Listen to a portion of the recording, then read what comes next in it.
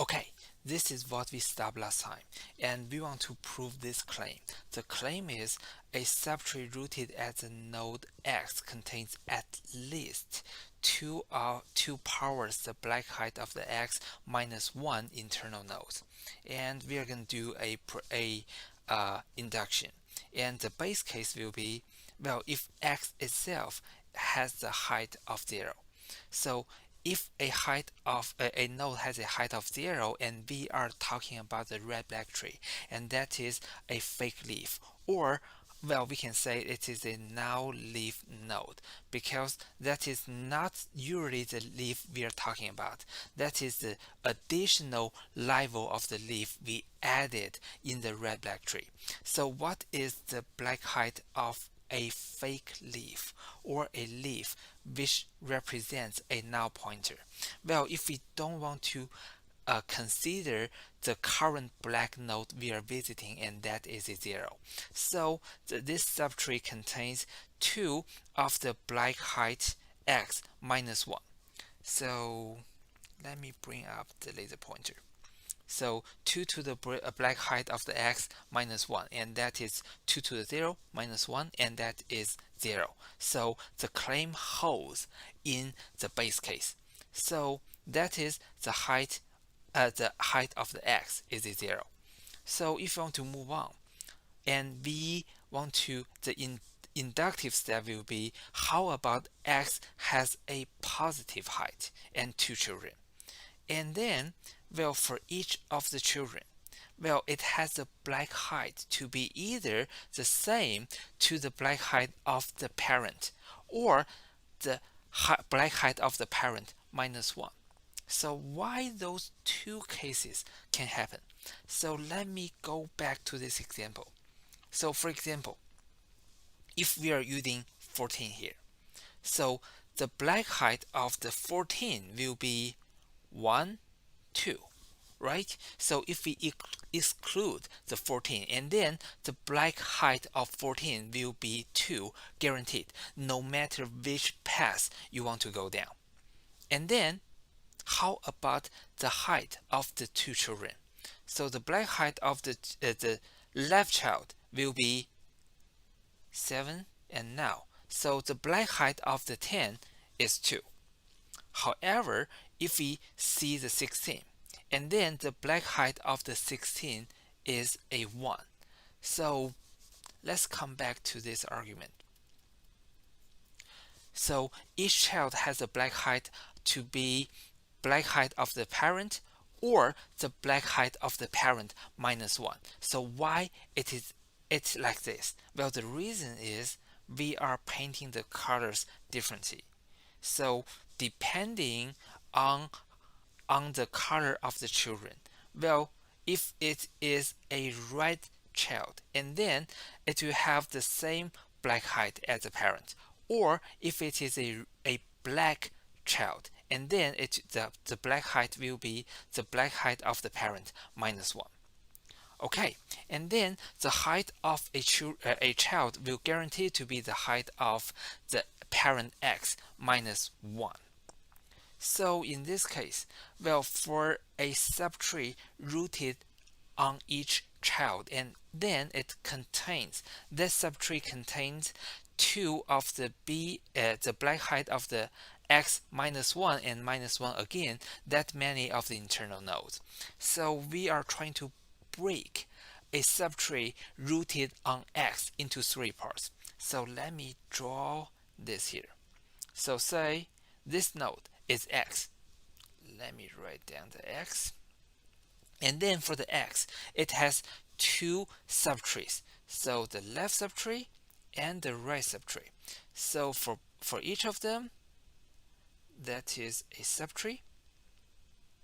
So to get how many nodes we can have in a subtree rooted on x, and then we want to break it into 3 parts: the x itself, the left subtree, and the right subtree, right? And then for the left subtree and the right subtree, we know the number of the nodes possible will be this part, 2 to the black height of the x minus 1 and minus 1. So that is Well, how many nodes we can have in the left subtree, and the same thing, how many nodes we can have in the right subtree, and plus 1 again, that is the parent node x.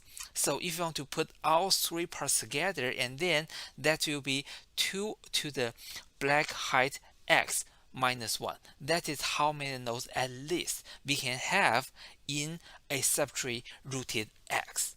So for so far, we are still considering x to be a root of a subtree.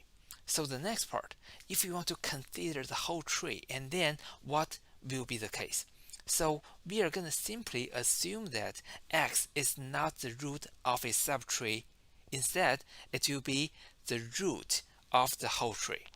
So we will have the n, the total number in the tree will be greater or equal to 2 of the black height of the root minus 1. So why?